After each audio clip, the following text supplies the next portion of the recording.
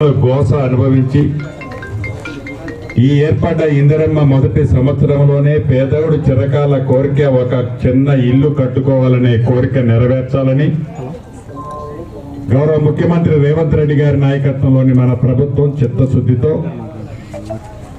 మొదటి సంవత్సరం 4,50,000 ఇళ్లు రాష్ట్ర వ్యాప్తంగా ఇస్తూ ప్రతి అసెంబ్లీ నియోజకవర్గానికి 3,500 ఇళ్లు తగ్గకుండా ఎస్సీ ఎస్టీ నియోజకవర్గాలకి మరిన్ని అదనంగా ఇవ్వాలి అని ప్రతి ఇంటికి 5 లక్షల రూపాయల చొప్పున 4 విడతల్లో ఇచ్చే ఈ కార్యక్రమాన్ని జనవరి 26వ తారీఖు నాడు రాష్ట్ర వ్యాప్తంగా అన్ని మండలాల్లో మండలానికి ఒక గ్రామాన్ని ఎన్నుకొని ఆ మండలంలో ఎంతమంది అయితే అర్హులు ఉంటారో, ఎంతమంది అయితే పేదవాళ్ళు ఉంటారో, ఎంతమంది 1000 కళ్ళతో ఒక ఇల్లు కట్టుకోవని ఎదురు చూసే ప్రతి వాడికి ఇల్లిచ్చే కార్యక్రమానికి శ్రీకారం చుట్టి దాంట్లో భాగంగా ఈ రోజు మన పుణ్యపుర గ్రామంలో 108, 109 ఇళ్లు 5.5 కోట్ల రూపాయలు సుమారు ఖర్చుతో అద్భుతంగా మహా అద్భుతంగా ఇంతకు ముందే శంకుస్థాపన చేసుకున్నాం. ఇందిరమ్మ ప్రభుత్వం అంటేనే పేదోడు ప్రభుత్వం, పేదోడు కష్టాలు తెలిసిన ప్రభుత్వం, పేదోడు ఘోషలో పాలు పంచుకునే ప్రభుత్వం. 4 గోడల మధ్యనో ఏసీ రూముల్లోనో ఫామ్ హౌజుల్లోనే ఉండే ప్రభుత్వం ఇందిరమ్మ ప్రభుత్వం కాదు. ఆనాడు రాష్ట్ర విభజన కంటే ముందు 2004 నుంచి 2014 వరకు మన ఇందిరమ్మ ప్రభుత్వంలో రాష్ట్ర వ్యాప్తంగా ఆనాటి ఉమ్మడి ఆంధ్రప్రదేశ్ లో ఈనాటి తెలంగాణ రాష్ట్రంలో సుమారు 23 లక్షల ఇందిరమ్మ ఇళ్లు కట్టించిన ఘనత మన ఇందిరమ్మ ప్రభుత్వానికి. ఏ ఊరు పైన, ఏ గ్రామం పైన, ఏ తండా పైన, ఏ గూడానికి పైన, ఏ అడవిలో మారుమూల ప్రాంతంలో 4 ఇళ్లున్నా అక్కడ స్వావేసిన ఇల్లంటూ ఉంటే ఆ ఇల్లు మన ఇందిరమ్మ ప్రభుత్వంలో కట్టిందే.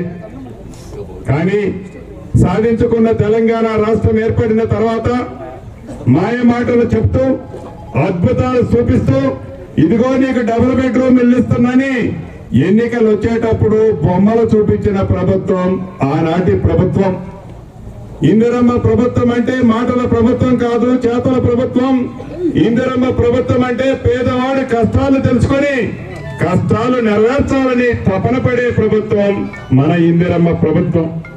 దాంట్లో భాగంగా ఈనాడు ఒక పుణ్యపురం గ్రామంలోనే కాదు, మొదటి విడతగా 4.5 లక్షల ఇళ్లు ఇస్తూ ఫౌండేషన్ చేస్తే 1,00,000 రూపాయలు, అదే రకంగా కిటికీ లెవెల్ కడితే 1,25,000, స్లాబ్ వేసిన తర్వాత 1,50,000, మిగిలిన 1,00,000 గృహప్రవేశం టైంలో గ్రీన్ ఛానల్లో, గ్రీన్ ఛానల్ అంటే ఎవరైతే పూర్తి చేస్తారో ఫౌండేషన్ ఎమ్మటే వాళ్ళకి డబ్బులు పంపించే కార్యక్రమాన్ని చిత్తశుద్ధితో రాష్ట్ర ఆర్థిక పరిస్థితి ఆనాటి ప్రభుత్వం 7,19,000 కోట్లు అప్పు చేసి ఈనాడు పేదోడు కష్టార్జితంగా సంపాదించిన 6,500 కోట్లు ప్రతి నెల ఆనాటి ప్రభుత్వం చేసిన అప్పుని మన ప్రభుత్వం ఈనాడు కడుతుంది.